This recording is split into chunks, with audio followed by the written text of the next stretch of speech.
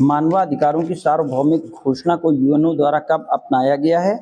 तो इससे हमें 1948 में अपनाया गया है। ये 10 दिसंबर में था।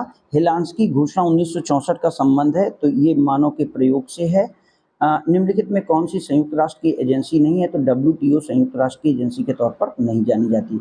मानव अधिकारों के सार्वभौमिक घोषणा के तहत कौन सा मानव अधिकार है?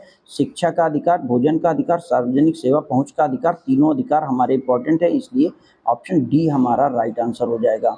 मानव अधिकारों के घोषणा पत्र में कितनी धाराएं? ये धाराएं 30 हैं। मानव अधिकारों के घोषणा पत्र के अनुसार कौन सा अधिकार राजनैतिक नहीं है? तो शांतिपूर्ण ढंग से मिलने और संघ बनाने का अधिकार, नौकरी, सरकारी नौकरी मिलने का अधिकार, मतदान करने का अधिकार, विचार विमर्श और धार्मिक स्वतंत्रता का अधिकार।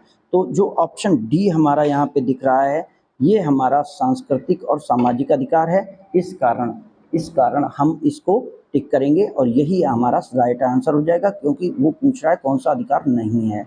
मानवीय अधिकारों की सार्वभौमिक घोषणा में ऐतिहासिक दस्तावेज को किसने अपनाया है? तो ये ऐतिहासिक दस्तावेज हमारा संयुक्त राष्ट्र संघ के द्वारा अपनाया गया है। निम्नलिखित में कौन सा कथन सत्य है? तो ये सार्वभौमिक घोषणा के लिए मनुष्यों के लिए दस्तावेज है और ये राज्यों के लिए बाध्यकारी नहीं है। ये दोनों बातें सच हैं, इसलिए ऑप्शन सी हमारा राइट आंसर हो जाएगा। हम सी को टिक करेंगे। मानवाधिकारों की सार्वभौमिक घोषणा में किस अनुच्छेद में ये सम्मिलित है कि हर किसी को हर जगह कानून की निगाह में व्यक्ति की स्वीकृति प्राप्त करने का अधिकार है? तो यहाँ पर ये जो बात है, ये हमारी अनुच्छेद 6B में है। मानवाधिकारों की घोषणा में क्या समावेशित है? तो इन सभी अधिकारों को मानव अधिकारों में रखा गया है, इसलिए हम इसमें ऑप्शन डी को टिक करेंगे। अगले क्वेश्चन को देखते हैं। मानव अधिकारों की सार्वभौमिक घोषणा के अंतर्गत प्रत्याभूत अधिकारों को इंगित कीजिए। तो सभी के सभी अधिकार मानव अधिकारों की सार्वभौमिक घोषणा में सम्मिलित थे, इसलिए ऑप्शन डी सही होगा। मानव अधिकारों की सार्वभौमिक घोषणा अनुच्छेद के किस कार्य का अधिकार, रोजगार के मुक्ति के चयन का अधिकार और शोषण के विरुद्ध अधिकार है? तो यहाँ पर अगर हम देखें तो ये मानवाधिकार की धारा 23 के तहत दिया गया है। मानवाधिकारों की सार्वभौमिक घोषणा में शिक्षा से संबंधित कौन सा अधिकार है? तो शिक्षा के लिए जो शिक्षा की मुक्त रहेगी, प्रारंभिक शिक्षा अनिवार्य होगी और योग्यता के आधार पर सभी को मिलेगा। आपको ये भी याद रखना है कि अनुच्छेद 26 के तहत शिक्षा का अधिकार दिया गया है, यानी जो मानवाधिकारों की घोषणा है उसमें अनुच्छेद 26 में शिक्षा का अधिकार है, ये बात आपको याद रखनी है। तो यहाँ पर हमारा ऑप्शन डी सही हो जाएगा, उपयुक्त सभी सही हो जाएंगे। निजता का अधिकार मानव अधिकारों की सार्वभौमिक घोषणा में कहाँ पर सम्मिलित है? तो निजता के अधिकार को अनुच्छेद 12 में सम्मिलित किया गया है। धार्मिक स्वतंत्रता का अधिकार किस अनुच्छेद के तहत दिया गया है? तो धार्मिक स्वतंत्रता का अधिकार अनुच्छेद 18 में है। मानव अधिकारों की सार्वभौमिक घोषणा के किस अनुच्छेद में शिक्षा के अधिकार को समाहित किया गया है? हम बात कर चुके हैं, अनुच्छेद 26 में ये बात कही गई है। किस अधिकार को मानव अधिकारों की सार्वभौमिक घोषणा 1948 के तहत प्रत्याभूत नहीं दी गई है? तो इनमें से सभी अधिकार हमको दिए गए हैं और इस कारण हम इसमें इनमें से कोई नहीं को टिक करेंगे। ऑप्शन डी सही हो जाएगा। नेक्स्ट, क्या मानव अधिकारों की सार्वभौमिक घोषणा एक बाध्यकारी दस्तावेज है? तो सीधे सीधे इसका आंसर आपका नहीं है, क्योंकि ये मानव की मेन मुख्य बात है। मुख्य घोषणा की मुख्य बात है कि ये राज्यों के लिए बाध्यकारी नहीं है और ये बाध्यकारी केवल उन राज्यों के लिए है जिन्होंने सहमति दी है। मानवाधिकारों की सार्वजनिक घोषणा के प्रारूप समिति के अध्यक्ष कौन थे? तो इसके प्रारूप समिति के अध्यक्ष आपके एलेनोर रूजवेल्ट हैं। मानव अधिकारों की घोषणा मनुष्यों के प्रति भेदभाव प्रतिषेध निम्नलिखित आधार पर करती है। राष्ट्रीय मूल, संपत्ति और जन्म सभी के आधार पर करती है, इसलिए ऑप्शन डी सही हो जाएगा और डी को टिक करेंगे। क्यों आवश्यक होते हैं? तो ये बात हमें यहाँ पर भी सही लग रही है। अधिकार लोकतंत्र के लिए भी आवश्यक हैं, क्षमता विकास के लिए आवश्यक है, उपरोक्त सभी सही हो जाएगा। ऑप्शन डी करेक्ट करेंगे। अधिकारों की सुरक्षा के लिए कौन सा तत्व सर्वाधिक महत्वपूर्ण है? तो जो अधिकारों की संरक्षा के लिए न्यायपालिका, जब तक न्यायपालिका स्वतंत्र होगी व्यक्तियों के अधिकारों को प्रवर्तित कराया जा सकता है। निम्नलिखित में कौन सा अधिकारों का प्रकार है? तो प्राकृतिक, कानूनी, नैतिक सभी अधिकार होते हैं। ऑप्शन डी हमारा सही हो जाएगा। निम्नलिखित में कौन सा मौलिक अधिकार नहीं है? तो मौलिक अधिकार आपका संपत्ति का अधिकार मौलिक अधिकार नहीं है, या मानव अधिकार की बात नहीं हो रही है। निम्नलिखित में किसने कहा राज्य की पहचान वहाँ के नागरिकों की व्यवस्था से, अधिकारों की व्यवस्था से की जा सकती है? ये कथन जो है ये हमारा लास्की का कथन है। निम्नलिखित में कौन सा अधिकार नहीं है? कार्य करने का अधिकार, संपत्ति खरीदने का अधिकार, मतदान करने का अधिकार, व्यापार करने का अधिकार। तो यहाँ पर इसमें से कौन सा अधिकार ऐसा है जो आर्थिक आधार नहीं है? तो मतदान का अधिकार आपका राजनीतिक अधिकार है। प्राकृतिक अधिकार निम्नलिखित में किसे माना जाता है? तो प्राकृतिक अधिकार जो माना जाता है वो आपका जीवन जीने का अधिकार है, बाकी सारे अधिकार आपके आर्थिक आधार हैं। प्राकृतिक अधिकारों के समर्थक कौन थे? तो प्राकृतिक अधिकारों के समर्थक में जॉन लॉक को माना जाता है। अधिकार किस प्रकार अधिक शक्तिशाली हो सकते हैं? अगर अधिकार लिखित हो, स्वतंत्र न्यायपालिका हो और स्वतंत्र प्रेस हो तो अधिकार सुरक्षित हो सकते हैं। यह ऑप्शन डी सही हो जाएगा। अगले क्वेश्चन को देखते हैं। शिक्षा को व्यक्ति का सार्वभौमिक अधिकार क्यों माना जाता है? क्योंकि शिक्षा सभी क्षेत्रों में विकास के लिए सहयोगी है। हमें वोट डालने का अधिकार है, ये हमारा राजनीतिक अधिकार है। इनमें से कौन जीवन, संपत्ति और इन तीनों अधिकारों को प्राकृतिक अधिकार मानते हैं?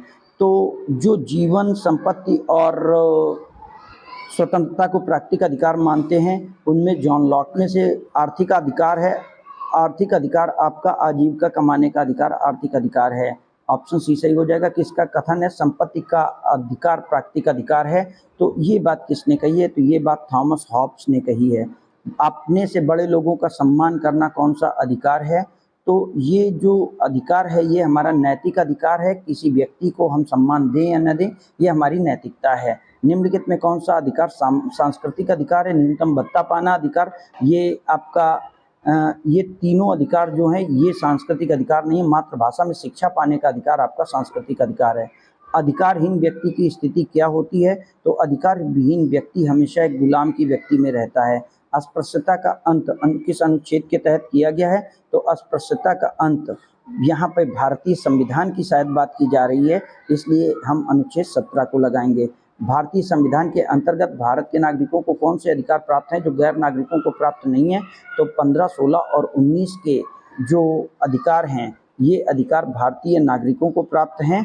इसके अलावा भी आप देखें तो कुछ पदों पर पात्रता ये भी भारतीय नागरिकों को प्राप्त है। सदस्य के विधानमंडल सदस्य होने का अधिकार, इस प्रकार से उपरोक्त तो सभी यानी ऑप्शन डी सही हो जाएगा। नागरिकता कितने प्रकार की होती है? तो नागरिकता हमारी 2 प्रकार की होती है। नागरिकता को स्वीकार किया गया है तो ये देश हमारा संयुक्त राज्य अमेरिका है जहाँ दोहरी नागरिकता है। एक व्यक्ति अपनी नागरिकता के अधिकार कैसे खो सकता है? अगर वो दूसरे देश की नागरिकता ले लेता है तो वो व्यक्ति अपना पहले देश की नागरिकता खो सकता है। और अगले क्वेश्चन को देखते हैं। भारत द्वारा प्रदत्त नागरिकता के संबंध में संसद ने एक व्यापक नागरिकता अधिनियम कब बनाया है? तो ये अधिनियम हमारा 1955 में बना है। भारत ने universal declaration of human right में साइन कब किए हैं? तो 1 जनवरी 1942 को भारत ने universal declaration of human right में साइन किए थे।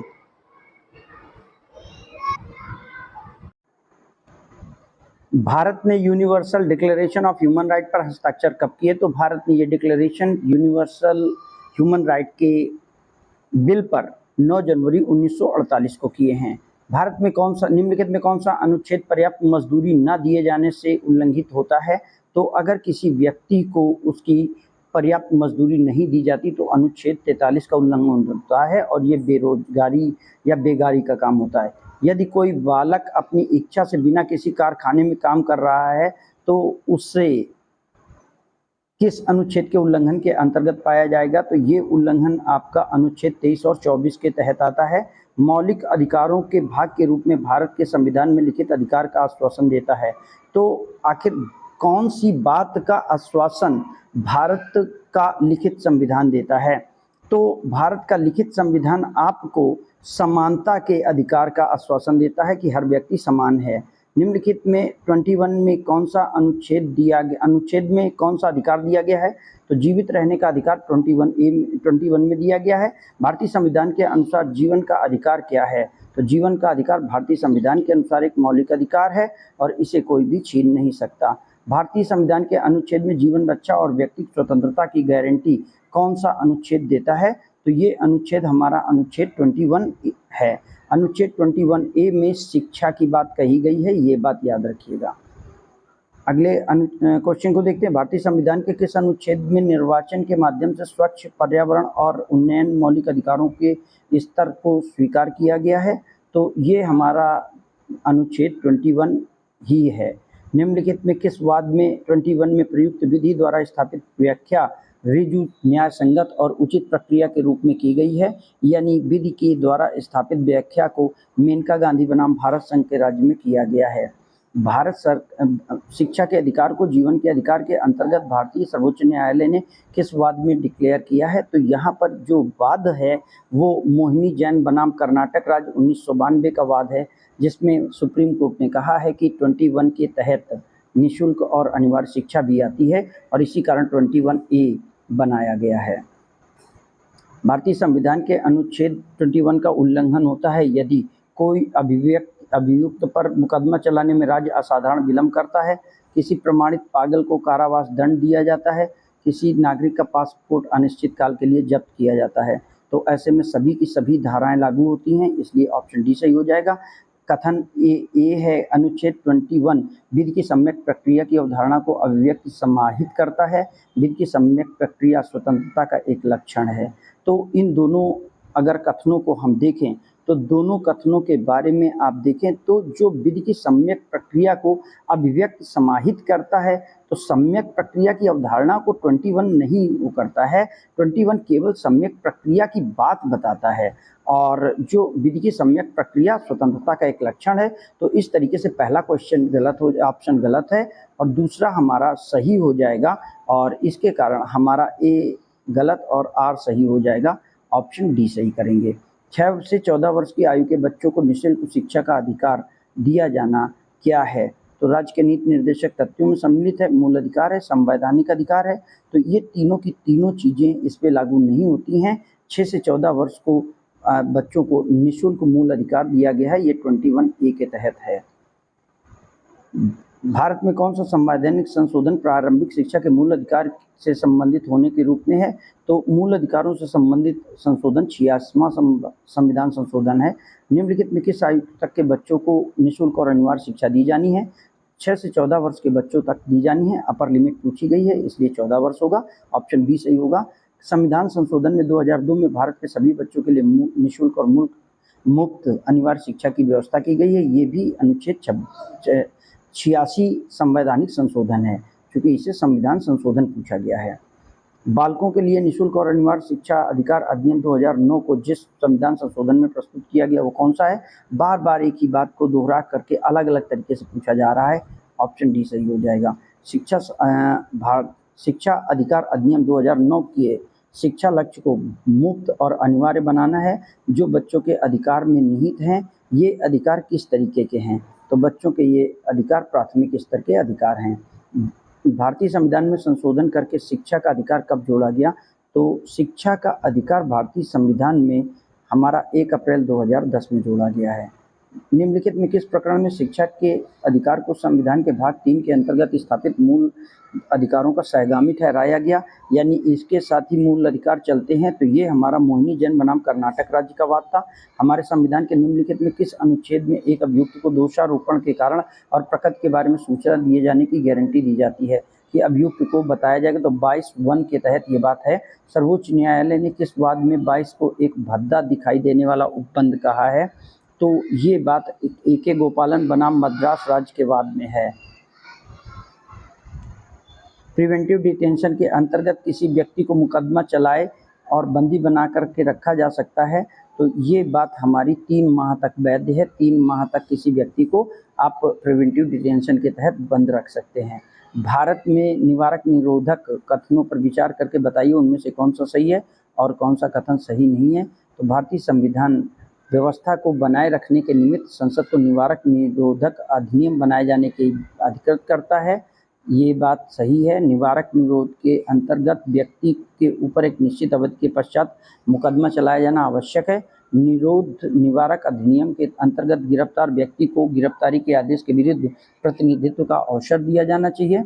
निवारक निरोधन अधिनियम के अंतर्गत गिरफ्तार व्यक्ति को अधिकतम 2 माह तक, तो यहाँ पर 2 माह होने के कारण ये गलत हो जाएगा। निश्चित अवधि के बाद मुकदमा चलाया जाना ये कोई बात नहीं, प्रोविज़न नहीं है और ये विधि बनाने के लिए प्रेरित नहीं करता है। तो इस तरीके से आपका ऑप्शन सी बचता है, यही इसका सही ऑप्शन हो जाएगा। मानव संरक्षण अधिनियम किस वर्ष में बनाया गया था? तो यह अधिनियम हमारा 1993 में बना है, इस कारण ऑप्शन ए सही होगा। राष्ट्रीय मानवाधिकार आयोग के सदस्यों से मिलकर बनता है। तो एक अध्यक्ष इसमें होता है जो उच्चतम न्यायालय का मुख्य न्यायाधीश होगा। जो सदस्य उच्च न्यायालय का मुख्य न्यायाधीश हो, एक ये हो सकता है। कोई सदस्य उच्चतम न्यायालय का न्यायाधीश हो, तीनों योग्यताएं लागू होती हैं, उपयुक्त सभी हो जाएगा। मानव संरक्षण अधिनियम 1993 का प्रवर्तन कब से किया गया है? तो ये प्रवर्तन 28 सितंबर 1993 से किया गया है। बहुत इंपॉर्टेंट क्वेश्चन है, आपको याद रखना है। राष्ट्रीय मानवाधिकार आयोग के अध्यक्ष एवं नियुक्ति की सिफारिश के आधार पर की जाती है, उस समिति का अध्यक्ष कौन होता है? तो मानवाधिकारों के अध्यक्ष और सदस्यों की नियुक्ति के लिए जो बनाई जाने वाली समिति है, उसका अध्यक्ष हमारा प्रधानमंत्री होता है। अधिनियम का विस्तार कहाँ पर है? तो अधिनियम का विस्तार हमारा संपूर्ण भारत पर है। अधिनियम की धारा 3 के अंतर्गत आयोग का गठन आयोग का अर्थ किससे है? तो अधीन गठन आयोग का अर्थ केंद्र सरकार से है। धारा 12 के अंतर्गत आयोग के कार्य क्या हैं? तो आयोग के कार्य इन सभी में से हैं, इसलिए उपयुक्त सभी सही होगा। आयोग पाता है कि मानवाधिकार का उल्लंघन किया गया है, तो उत्तरदायी व्यक्ति को क्या करेगा? वह उत्तरदायी व्यक्ति को स्वयं दंडित कर सकता है। ये बात सही नहीं है, आयोग के पास स्वयं दंड देने की पावर नहीं है। आयोग ऐसे व्यक्ति को लोक सेवा के विरुद्ध अभियोजन की कार्रवाई की सिफारिश करेगा। उच्चतम न्यायालय या उच्च न्यायालय में रिट दाखिल कर सकता है। बी और सी दोनों सही हैं, इसलिए ऑप्शन डी सही हो जाएगा। राष्ट्रीय मानवाधिकार आयोग किस प्रक्रिया का अनुसरण करता है? तो वाद चलाए जाने के लिए ये अपने द्वारा स्वयं विनियमित प्रक्रिया का अध्ययन करता है या उसका अनुसरण करता है, इसलिए ऑप्शन सी सही होगा। निम्नलिखित कथनों में क्या सत्य कथन है, ये बताएंगे। तो आयोग के अध्यक्ष और सदस्य की नियुक्ति केवल समिति में रिक्त होने के कारण अमान्य नहीं होगी, रिक्ति होने के कारण अमान्य नहीं होगी। आयोग का मुख्य कार्यपालक अधिकारी होगा और आयोग के अध्यक्ष के नियंत्रण में कार्य करेगा। महासचिव आयोग के अध्यक्ष के नियंत्रण में काम करेगा। तो ये उपयुक्त सभी सही बातें हैं, इसलिए ऑप्शन डी सही हो जाएगा। किस आयोग में एक महिला आयोग सदस्य हो पाएगी? तो यहाँ पर महिला आयोग जो सदस्य होगी राष्ट्रीय मानवाधिकार आयोग में होगी और ये महिला आयोग की अध्यक्ष होगी। राज्य महासचिव मुख्य कार्यकारी अधिकारी निम्नलिखित में क्या कार्य कर सकेगा? वो न्यायिक, प्रशासनिक और वित्तीय कार्य कौन से कार्य करेगा? महासचिव मुख्य कार्यकारी निम्नलिखित में किसके साथ कार्य कर सकेगा? तो ये जो कार्य हैं ये मुख्य कार्यकारी के कार्य हैं और यहाँ पर वो प्रशासनिक और वित्तीय दोनों काम करेगा, न्यायिक कार्य वो नहीं करेगा, ये बात याद रखेंगे। मानवाधिकार न्यायालय की परिभाषा दी गई है, तो मानवाधिकार न्यायालय की परिभाषा हमारी धारा 2E में दी गई है। राज्य मानवाधिकार के कार्य हैं, ये तीनों के तीनों कार्य हैं, इसलिए उपरोक्त सभी सही हो जाएगा। राष्ट्रीय आयोग के सदस्यों में कितनी महिला सदस्य होंगी? तो केवल एक महिला सदस्य राष्ट्रीय आयोग में होगी और वो भी महिला आयोग की अध्यक्ष होगी। वो अध्यक्ष होगी महिला आयोग की, ये बात याद रखना है आपको। अगले क्वेश्चन को देखते हैं। राष्ट्रीय मानवाधिकार का आयोग का सदस्य अपना त्यागपत्र किसे देगा? तो वह अपना त्यागपत्र राष्ट्रपति को देगा। मानवाधिकार आयोग के अध्यक्ष का कार्यकाल कितने समय का होगा? तो राष्ट्रीय मानवाधिकार के आयोग के अध्यक्ष का कार्यकाल 5 वर्ष है। 5 वर्ष है, यहाँ पर 3 वर्ष नहीं है, ये बात याद रखिएगा। मैं ऑप्शन बी को टिक कर रहा हूँ, लेकिन 3 नहीं, ये 5 वर्ष है। राष्ट्रीय आयोग के गैर न्यायिक सदस्य कितने होंगे? तो गैर न्यायिक सदस्यों की संख्या यहाँ पर 3 होगी। राष्ट्रीय मानवाधिकार का आयोग का अध्यक्ष अपने पद पर कब तक बना रह सकता है? जब तक कि वह 70 वर्ष का नहीं हो जाता। मानवाधिकार आयोग अपनी वार्षिक रिपोर्ट और वार्षिक रिपोर्ट के विशेषांक किसके समक्ष प्रस्तुत करता है? तो यह आयोग अपनी राष्ट्रीय मानवाधिकार आयोग अपनी वार्षिक रिपोर्ट और विशेष रिपोर्ट किसके समक्ष प्रस्तुत करता है? तो राष्ट्रीय मानवाधिकार अपनी रिपोर्ट केवल और केवल अपनी वार्षिक रिपोर्ट और विशेष रिपोर्ट, तो वार्षिक रिपोर्ट केंद्र सरकार के समक्ष है, विशेष रिपोर्ट आपकी राज्य सरकार के समक्ष है, इसलिए ए और बी दोनों के समक्ष की बात आएगी। ऑप्शन सी सही होगा इसके लिए।